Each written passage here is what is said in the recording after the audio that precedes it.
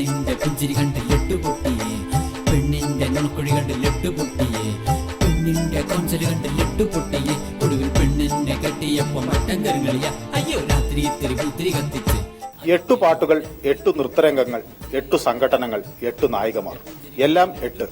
പതിവ് പോലെ ഭാഗ്യ നമ്പറായ 8 മിനിമോളുടെ അച്ഛൻ എന്ന സിനിമയിലും തന്നെ തുണയ്ക്കുമെന്ന് കരുതുന്നു സന്തോഷ് പണ്ഡിറ്റ്. ആദിത്യവർമ്മ എന്ന ശക്തമായ കഥാപാത്രത്തെയാണ് താൻ അവതരിപ്പിക്കുന്നത് എന്ന് അവകാശപ്പെടുന്നു സന്തോഷ് പണ്ഡിറ്റ്. ഞാനിതിൽ ആദിത്യവർമ്മ എന്ന ഒരു കഥാപാത്രത്തെയാണ് അവതരിപ്പിക്കുന്നത്.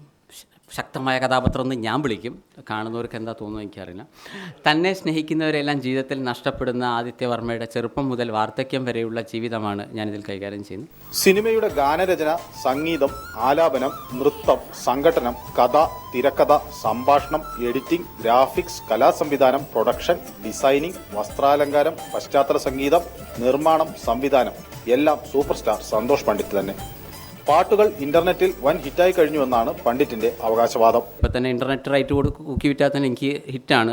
പടം ഇറങ്ങുന്നതിന് മുമ്പ് എനിക്ക് കളക്ഷൻ റെഡിയാണ്. എന്നാലും അങ്ങനെയല്ലല്ലോ, നമ്മൾ പ്രേക്ഷകർക്ക് വേണ്ടിയിട്ടാണ് സിനിമ എടുക്കുന്നത്. അപ്പോൾ തീർച്ചയായിട്ടും തിയേറ്ററിൽ നിന്ന് കിട്ടുന്ന കളക്ഷൻ വളരെ ഇമ്പോർട്ടൻ്റ് ആണ്. കാളിദാസൻ കവിത എഴുതുകയാണ് എന്ന അടുത്ത സിനിമ ചിത്രീകരണം പൂർത്തിയാക്കിയിട്ടുണ്ട്. ഇതിൽ കാളിദാസനായാണ് പണ്ഡിറ്റ് വേഷമിടുന്നത്. സിനിമ ഏപ്രിലിൽ പുറത്തിറങ്ങും. നീലിമ നല്ല കുട്ടിയാണ് എന്ന ചിത്രത്തിന്റെ പണിപ്പുരയിലാണ് ഇപ്പോൾ സന്തോഷ്. ഇതിനുശേഷം ഇപ്പോൾ കാളിദാസൻ കവിത എഴുതുകയാണെന്നുള്ള വർക്ക് കഴിഞ്ഞു. നമുക്ക് 2 മാസത്തിനിടയിൽ വീണ്ടും കാണാനുള്ളൊരു യോഗഭാഗ്യം കിട്ടും. അത് ഏപ്രിലാണ് റിലീസ് വിചാരിക്കുന്നത്. ഇപ്പോൾ നീലിമ നല്ല കുട്ടിയാണ് എന്ന സിനിമയുടെ ഷൂട്ടിങ്ങിലാണ്. മലയാളി ഹൗസ് എന്ന റിയാലിറ്റി ഷോ തന്റെ ഇമേജ് മെച്ചപ്പെടുത്തിയെന്ന് തറപ്പിച്ചു പറയുന്നു സന്തോഷ് പണ്ഡിറ്റ്. ഇത് പുതിയ സിനിമയ്ക്ക് ഗുണം ചെയ്യുമെന്നും കരുതുകയാണ് ഈ വ്യത്യസ്തനായ നായകൻ. പരിപാടിയുടെ കൺസെപ്റ്റ് നല്ലതായിരുന്നു. അതേസമയം അതിൽ പങ്കെടുത്ത ചില ആളുകളുടെ കൾച്ചർ സൈഡിലുള്ള പ്രശ്നം തീർച്ചയായിട്ടും ചെറിയ പ്രശ്നങ്ങൾ ഉണ്ടാക്കിയിട്ടുണ്ട്. എന്തായാലും ഞാൻ കാരണം കേരളത്തിലെ സംസ്കാരത്തിലെ പ്രശ്നമൊന്നും ഉണ്ടായിട്ടില്ല എന്ന് ഞാൻ വിശ്വസിക്കുന്നു. അപ്പോൾ ഒരു നല്ലൊരു ഇമേജ് അതിലൂടെ എനിക്ക് കിട്ടിയത് ചിലപ്പോൾ ഈ സിനിമയ്ക്ക് ഗുണം ചെയ്യുമെന്ന് വിചാരിക്കുന്നു. പെണ്ണിന്റെ നുണക്കുഴി കണ്ട് ലട്ടുപൊട്ടിയേ, ഒടുവിൽ പെണ്ണിനെ കെട്ടിയപ്പോ മട്ടൻ കരുകളിയ.